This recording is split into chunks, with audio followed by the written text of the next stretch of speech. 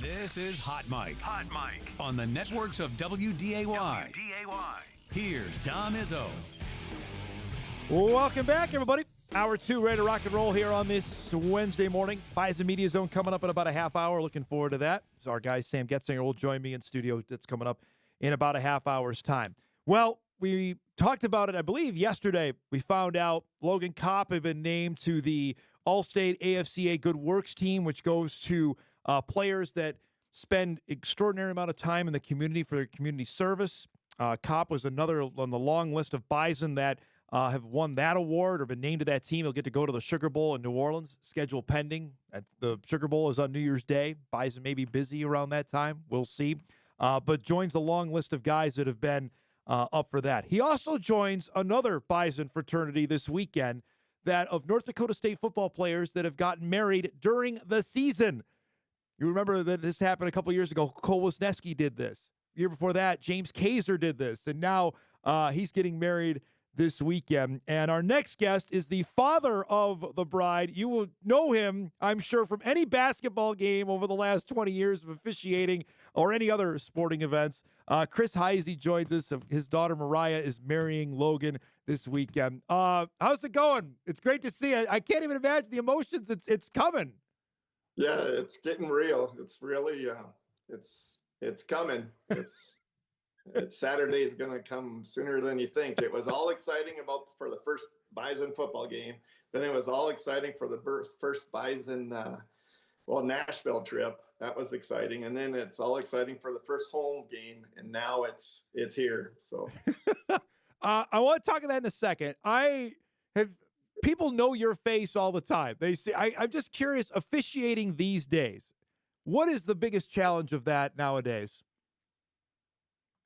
Trying to get the youth. It's a dying breed. If you look at the average age of us out there, we're probably in the mid 50s. Mm-hmm. But we're trying to get the younger one. And, everybody's the best officials is in the stands.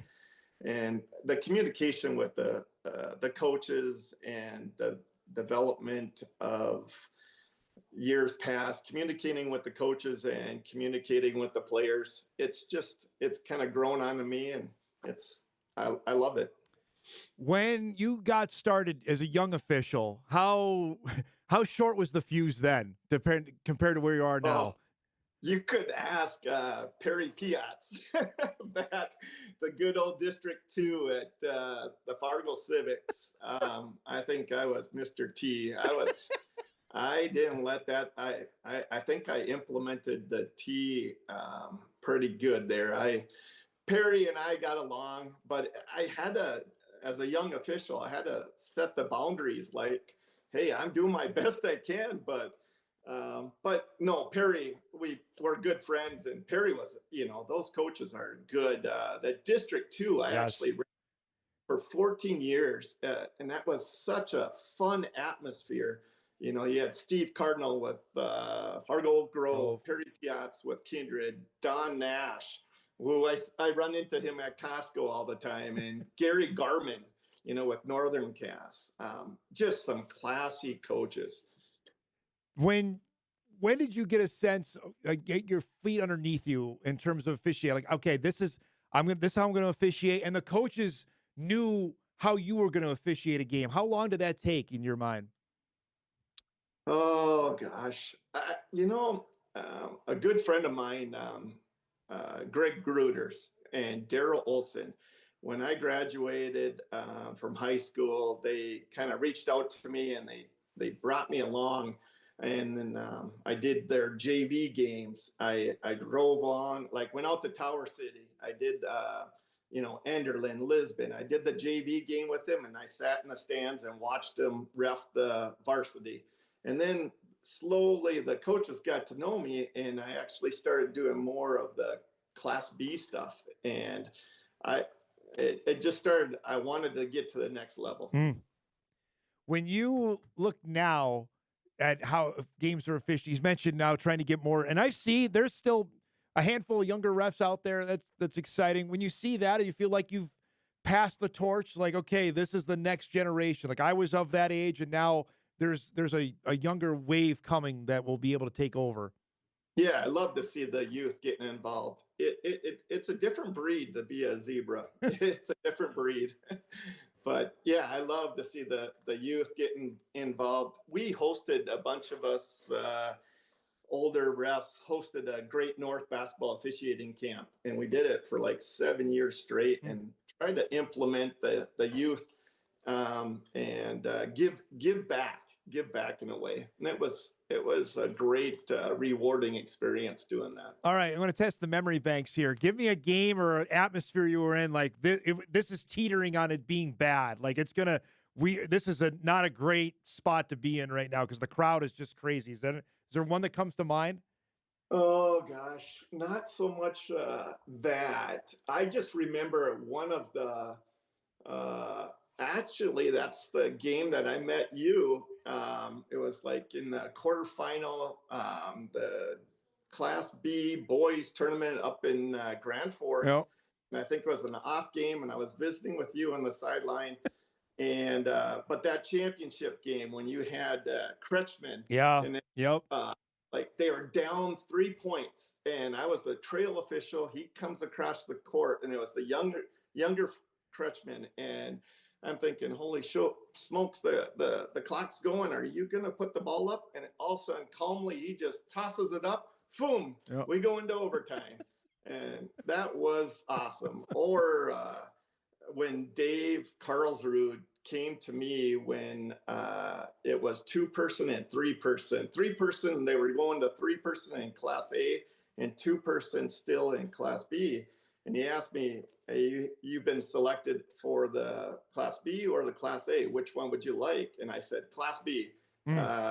You sure? You graduated from West Fargo. You're a Class A person. You're doing college. You know the 3-person mechanics.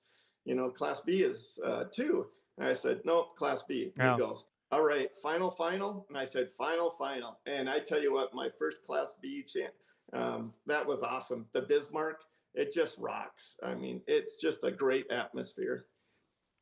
Do you like officiating college, or is high school more your jam? I do. I like college, but high school is good to actually train or mentor these young high school coaches. Like, hey, it's going to be okay. The sun will come up. I've used that line multiple times, but it's okay. Just breathe. Sometimes you get these coaches, you could just see they're so nervous. And I said, just breathe. It's going to be okay. And you got to calm them down. But no, college, over the years, now I've gotten to know the college coaches, and, the hard ones, the really tough ones on us, they usually have the best teams too. Yeah. Was there ever a call that you couldn't shake? Like, I don't know if I got that one right, that you took home with you? I'm sure there's probably thousands, but is there one that stayed with you for a few days? That's a great question. Actually, every game, I've learned this from one of my mentors. I try to take back 1 or 2 calls every night, and we talk about that in post game. And I think about it, but no, every game there's 1 or 2 calls that you like, gosh, maybe we should have done it this way. But no, there's not. Well, there's probably many, but I guess I didn't. I wasn't prepared to think of one. Yeah, there's plenty. There's top 10 lists. I guess my top 10 list is the driving in the winter blizzards. Oh. Was there one you either didn't make or nearly didn't make for a game? Oh, there's multiple. Crookston, going up to University of Crookston one time, sat in the middle of the road, just sat for about 45 minutes. It took us 3.5 hours to get home from Crookston. Or University of Morris, one time, my partner and I, Brad Sillison, and he was my partner. He rolled down the window and he was looking at the line, and we couldn't see the dash line, and we're sitting there. And, that is scary. I've been there. Yeah, so some tough roads. Morris is tough, even nice when it's nice out. It's not an easy drive to get back from. And that's my last officiating question. I can actually talk about what's going on with you this weekend. But in terms of like rowdy environments, you walk in like, okay, this is a powder keg tonight. Like, we got to know that any calls, it's going to be we're going to have to handle that. Is there one that comes to mind? Oh gosh. Basketball. Well, you know what? Um, Over the years, they all kind of blend Yeah, I together. bet they do. Doing it so long. Um, no, even the worst thing sometimes that when you have games that are a blowout, you think that those are the most easiest games to officiate. Yeah. They're the hardest games to officiate. I'd rather officiate the 1 pointer or 2 pointer because they go a lot smoother. But no, there was never. Oh gosh, I don't. Oh, I remember when I got into the NCC days. I do women's college basketball. So Yep. the NCC days, Gene Roebuck, Mitch Parker kind of warned me. It was two-person back in the hip slap area. And Yep. Mitch Parker picked me up, and Mitch is a great friend, mentor. I just got done doing a tour of military and got back ready for season. So it was my first game back and doing the NCC up there. And we had a good game up in the hip slap and two-person. And Mitch was saying, "Hey, Chris, watch out. Gene's going to be on you." And Mitch was just right. He was on. Oh my goodness. And I didn't know what to say to him. I just was stone cold because he must be having a bad day, but he knew I was fresh meat. That's good stuff. Good stuff this weekend. Tell me the first time your daughter Mariah brought home Logan, or we met. Can you give us that story and how this all came about? Well, both Mariah and Logan are very involved in FCA, and they're very actively involved with their church.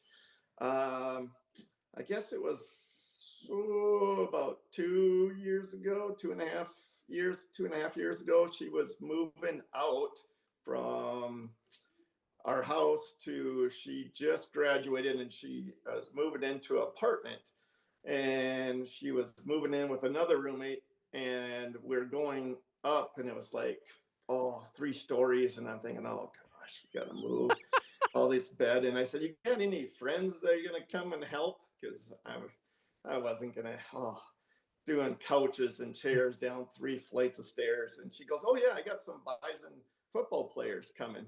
And it was Dylan Taves, Logan Kopp, and there was a trainer. And I'm thinking, "Oh, rescue!"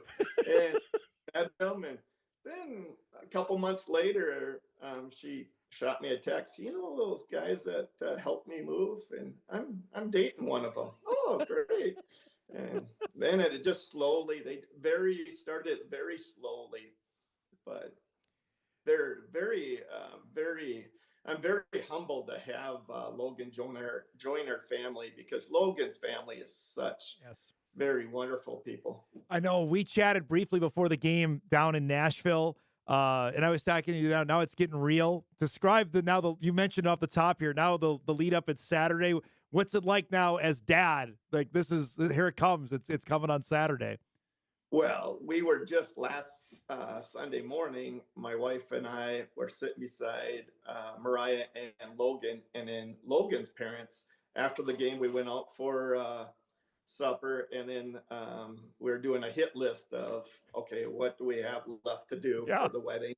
And then we met them. Everyone met at church, and we're sitting at church. And during one of the songs, I look over at my wife and I said, "I think the next time I'm gonna have to be standing, we'll be walking Mariah down."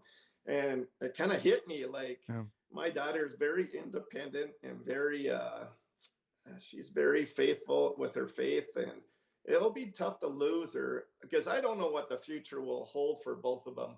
They're very professional. She's a third grade teacher at Independence Elementary.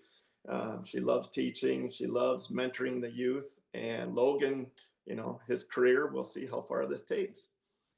So you mentioned that on Sunday. Will you be emotional? Think you're gonna tear up on Saturday? Wow. What do you think?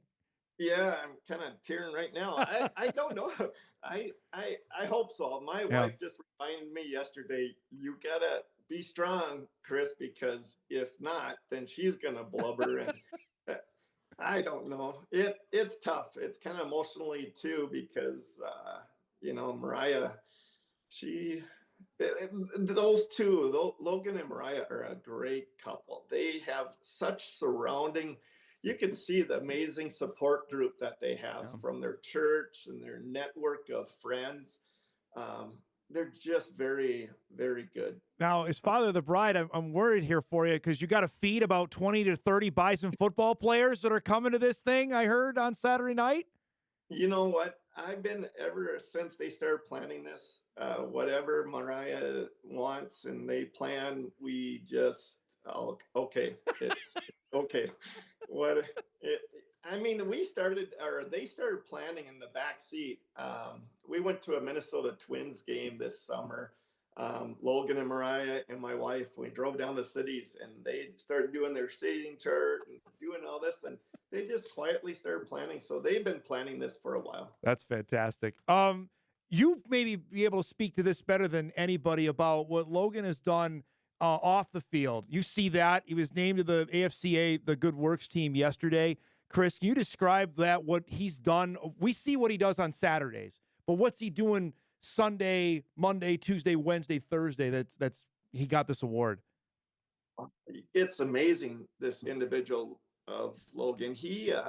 I asked him, I'm the president of the Red River Valley Fair Board. And long story short, last spring, we had our awards banquet and I was going to do the invocation. And I'm thinking, it was last minute. I got busy at work.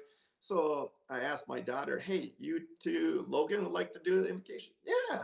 He just went off the cuff and he did it good. So he speaks at West Fargo. We had him speak at a West Fargo Exchange Club, talked about the Bison, him and Scott Bach. They came out and they talked about what they do as a Bison player. So he's very eager to explain to people, what his lifestyle is. And being his faith, I know he does Bible study. I know he does a church group. Him and Mariah, they've been doing counseling together, marriage counseling with the pastor, Jake. Then he's kind of like, if you see the prayer circle, Logan's usually the one in the middle. Yeah. That's good stuff. We got to go here. I really appreciate you doing this. I know you're a busy man. Congratulations. Enjoy every minute of this this weekend. I look forward to seeing you soon, okay? Thank you. Appreciate the opportunity. Good to see you, bud. There he goes. Chris Heise joining us, his daughter Mariah, and Logan Cobb getting married this weekend. Anytime you see Chris on a basketball floor, too. Good man to chat with, and we appreciate his time. All right, we'll break. We come back. We'll wrap things up. We got the Bison Media Zone coming up here in just a few minutes. We'll get you ready for a busy Sports Wednesday. Back to wrap it up after this.